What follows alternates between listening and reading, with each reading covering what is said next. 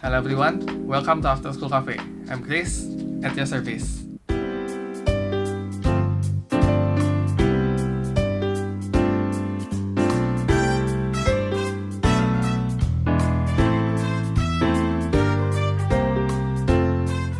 Halo teman-teman, kalau teman-teman ingat, di video ini tentang 5 item fashion wajib yang dimiliki oleh pria, aku pernah mention kalau salah satunya itu adalah jam tangan. Nah, menurutku, jam tangan itu wajib karena selain memang sebagai aksesoris yang bagus banget untuk melengkapi fashion kita, aku merasa kalau jam tangan itu juga bermanfaat banget.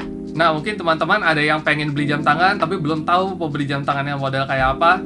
Jadi di video hari ini, aku pengen kasih tahu teman-teman beberapa jenis jam tangan. Dan jam tangan ini tuh bagusnya dipakai untuk acara apa sih? Nah, nanti teman-teman mungkin bisa menyesuaikan dengan kebutuhan teman-teman, oke? Biar nggak lama-lama, ayo langsung kita mulai.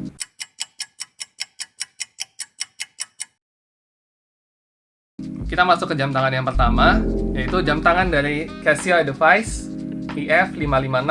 Aku beli jam tangannya udah lama banget, di waktu awal-awal aku kuliah, mungkin udah 7-8 tahun yang lalu kali ya.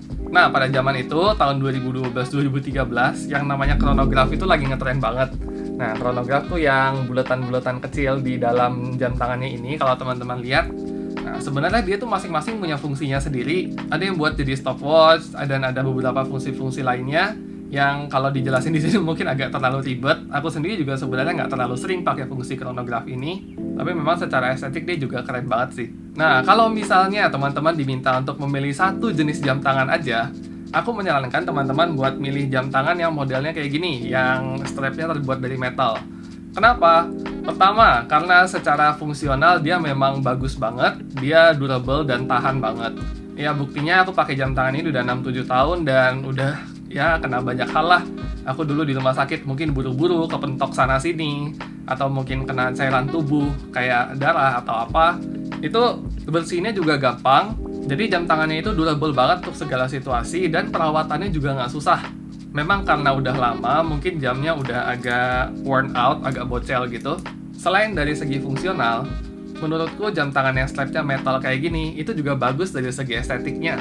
Karena menurutku dia sih bisa banget dibawa ke segala occasion. Mau untuk occasion yang casual bagus, mau untuk ke acara-acara yang agak lebih formal juga masih masuk, masih bisa dipakai. Apalagi kalau warnanya juga simple, cuma hitam putih abu-abu kayak gini, mix and match dengan outfit kita tuh jauh lebih gampang.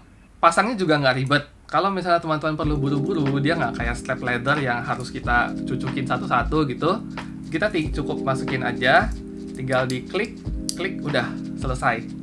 Nah, tapi hal penting yang harus dicatat adalah sebisa mungkin kalau teman-teman beli jam tangan yang strapnya metal kayak gini, teman-teman langsung adjust rantainya di tokonya saat itu juga ya. Jadi kalau misalnya rantainya terlalu panjang, di teman-teman terlalu besar, nah teman-teman bisa langsung minta potong rantainya di situ supaya lebih sesuai dengan pergelangan tangan teman-teman. Aku pribadi juga masih sayang banget, masih suka banget pakai jam tangan ini. Cuma memang karena belakangan nggak terlalu banyak acara-acara yang mengharuskan aku pakai jam tangan ini, jadinya bahkan ya kayak gini teman-teman lihat baterainya juga udah habis, aku belum sempat ganti.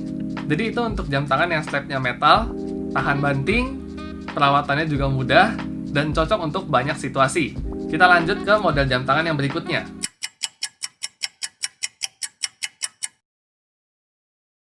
Jam tangan berikutnya yang ingin aku kasih lihat adalah jam tangan dengan leather strap dari Scuderia Ferrari seri Ultra Leggero. Ini jam tangan yang menurutku sifatnya agak unik ya.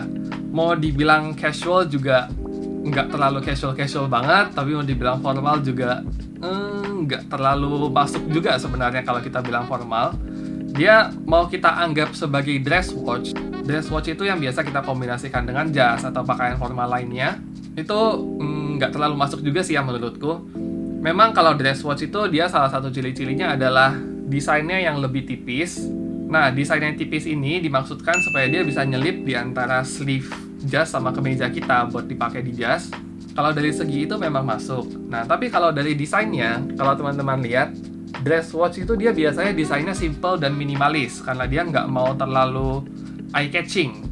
Nah, sedangkan yang ini, kalau teman-teman lihat ya, dia warnanya ada warna merah, juga desainnya agak rame dengan bulatan-bulatan kecil ini. Menurutku sih dia sebenarnya sebagai dress watch nggak terlalu masuk, tapi masih bisa juga sih. Jadi aku lebih suka pakai jam tangan ini untuk occasion yang sifatnya lebih casual dan smart casual. Nah, seperti ini tampakan jamnya, di bagian belakang, di bagian depannya. Nah, kalau jam tangan dengan leather strap seperti ini, dia sebenarnya perlu kehati-hatian ekstra dalam pemakaiannya. Yang pertama, karena bahannya leather, dia sebenarnya nggak terlalu tahan dengan air, debu, atau keringat, atau kotoran. Jadi, kalau misalnya teman-teman mau pakai ini, terus mau cuci tangan, atau mau ke daerah yang agak lebih outdoor, atau lagi hujan, itu harus lebih hati-hati. Jadi jam tangan kayak gini hitungannya mungkin lebih ke fashion watch. Jadi kalau teman-teman mau pakai buat jalan-jalan di mall atau untuk acara-acara yang lebih smart casual kayak misalnya fine dining atau apa, mungkin lebih cocok pakai jam tangan yang kayak gini. Tapi overall menurutku jam tangan ini juga termasuk versatile banget, bisa dipakai untuk banyak situasi. Cuma ya itu, nggak bisa yang terlalu formal atau terlalu outdoor. Jadi kesan yang diberikan oleh jam tangan ini lebih klasik.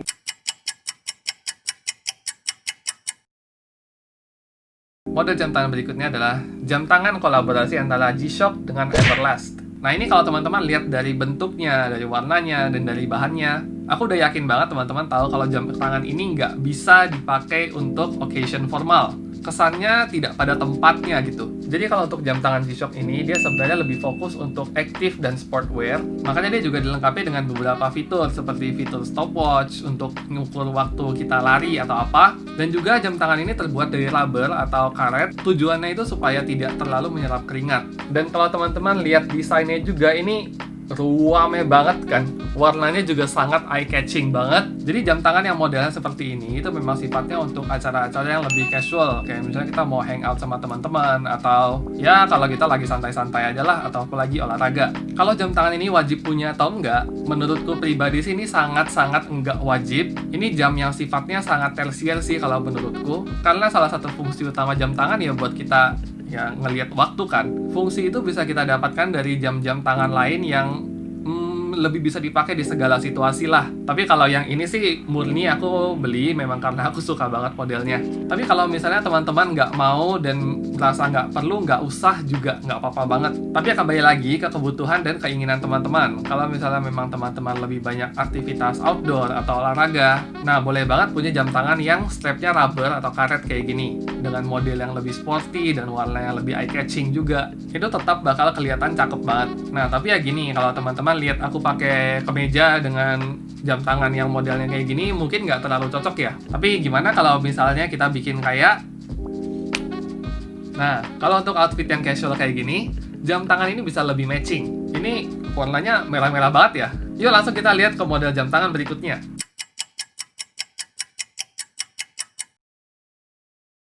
Model jam tangan berikutnya adalah smartwatch. Ini jam tangan yang mutakhir banget. Nah, bentuknya kayak gini, jadi dia semuanya digital. Dengan model step yang rubber kayak gini, dia desain itu sebenarnya lebih futuristik. Kalau aku pribadi, sebenarnya aku belum pernah pakai smartwatch kayak gini. Ini juga punya adikku, ini bukan punyaku. Tapi di video ini aku kasih lihat teman-teman aja kalau ini merupakan salah satu pilihan jam tangan yang bisa teman-teman pertimbangkan. Kalau teman-teman suka dengan sesuatu yang terlihat lebih canggih, futuristik, nah, teman-teman boleh mempertimbangkan untuk punya smartwatch ini. Selain itu, memang karena namanya smartwatch, dia juga punya fungsi yang macem-macem banget. Bisa di-connect ke HP kita juga. Jadi kalau misalnya ada notification atau ada apa, itu kita bisa langsung lihat dari jam tangan kita. Selain itu, dia juga banyak fitur-fitur lain kayak aplikasi-aplikasi, apps HP gitu ya di jam tangan. Kalau menurutku pribadi, aku sih mungkin karena nggak pernah pakai, aku merasa ini agak terlalu ribet ya. Dan aku pribadi lebih suka jam tangan analog, jadi yang ada jarum-jarumnya gitu, aku lebih suka sih. Tapi ini baik lagi, ini personal taste aja, teman-teman bisa menyesuaikan dengan kebutuhan teman-teman. Nah, tapi kelebihan dari smartwatch ini adalah dia strapnya itu banyak banget pilihannya dan gampang banget diganti-gantinya. Jadi teman-teman bisa menyesuaikan dengan occasion-nya. Kalau misalnya memang untuk acaranya agak formal, dia juga ada kok yang strapnya ini terbuat dari leather atau dari kain. Kayak model-model jam tangannya DW gitu juga ada. Kalau misalnya mau dari rubber kayak gini kan dia kesannya lebih sporty dan casual ya. Ya who knows kalau misalnya nanti di masa depan, smartwatch ini bakal banyak menggantikan jam tangan analog.